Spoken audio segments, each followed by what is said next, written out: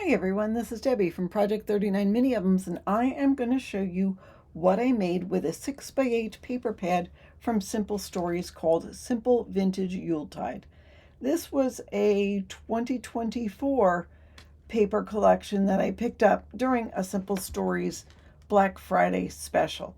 I actually had two of these paper pads and I didn't think I would use them all, but I did. I used most of it, and in a future video I'll show you what I did with the scraps. But this is what I made. This is a mini album that measures 5 3/4 by 7 1/2. I'm sorry, it's 5 1/2 by 7 1/2, and it has a 2-inch spine. Now I will talk about the tutorial later on in this video, but let's do a walkthrough real quick. I used the Simple Vintage has a collage paper, and I actually took that and cut it apart and added a couple more bits and pieces to make the cover. So this doily was actually on that collage paper, and so were some of this the little things in here, the little notepad thing, and then so was the Santa. Now I fussy cut the Santa, added the doily, and then tuck in some of the papers. I also had some really thin wood bits and pieces that I tucked in there just to add a little more dimension to it, and I had some poinsettias in my stash that I added on the front. Here is a metal paper clip. I did take this from the sticker sheet. I also had purchased, at the same time I got the Black Friday special, they had a special on sticker sheets, and I think they were like 10 for $10 or some crazy price like that. And so I picked it up, and it just happened, it just was a grab bag. It just happened that I did get a Simple Vintage Yuletide sticker sheet, so that matched with the collection. I used some seam binding, and I'll show you what is inside. So on the inside, and this wasn't in the tutorial of the book, but I just made a simple waterfall. I added some of the ephemera, I backed it on some gold cardstock, and just layered a couple of different things. Now I did put about a 3/8 of an inch strip here. This waterfall incidentally measures 4 3/4 by 4. So you could put a 4 1/2 by 4 or 4 1/2 by 3 1/2 photo here. I took some of the white cardstock from my stash and actually inked it up a little bit to make it sort of vintagey, and I just wanted to leave that blank so you could still add a photo there.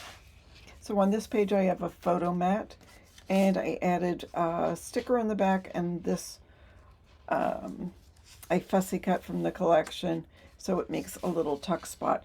There were tags on one of those sheets, and I just cut them and added an eyelet and some seam binding just to make it, I don't know, just blend in a little bit. I have a sticker here, but of course it's open, so you still could add your photo. On this page I have a corner pocket and just a couple of elements. Here's a photo mat and a cut apart and just another tag that I just took from the sticker sheet, ripped some paper and added there. I used a little punch I had and made some stars. This is plain the way it is, so you could add a small photo, but this opens up and there is a coordinating pocket here, so those match. Even though this page is smaller, it does coordinate nicely. Now this is open a little bit, but I still would add a photo there. There is another photo mat. I put the white cardstock that's vintagey, and just a cut apart here and another little tag. Again, I use stickers and scraps to add something to that pocket.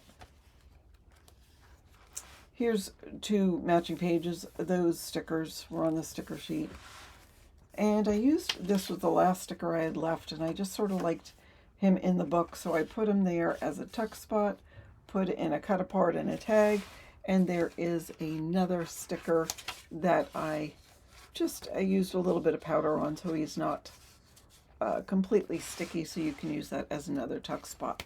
I do have some small magnets holding that down. On this page, it's one of those pockets. Again, I have a photo mat and a cut apart, and that was from just a place you could journal on, and that was from the collection as well. So here is that, and that'll open like that. So this is open, so you can add a photo here, and here is the similar pocket. Now I do have magnets holding that down. On this page, I left it plain so I could put a couple of flip-ups that you can add a little bit smaller than 3x4 photos there. And then here, this one opens this way, so again, you can add your photo. And then I used this, of course, it was the full 6x8 paper that I cut down and made that as the front pocket flap. And then I put a little folder inside and just added some paper. This is where I cut some of these pieces off and put it on the front cover. But that closes like that. That's held down with a magnet. And again, this ties. It's a cute little book. I mean, can you imagine having a couple of books like this with Christmases in the past? You know, every year you do one and add Christmas. I did put on the back, I just took some scraps, cut it the same size, took a scrap of this and just layered it on another paper. I had just a doily punch. I had a rub-on that I put on just to add a little bit of detail to the back. So that is it. Now, as I said, I will talk about the tutorial. So I do already have on my channel a tutorial on how to make the basic book. As I said, it doesn't have that first page waterfall. That was an afterthought because I had some scrap left over. But I will link that tutorial in the description box.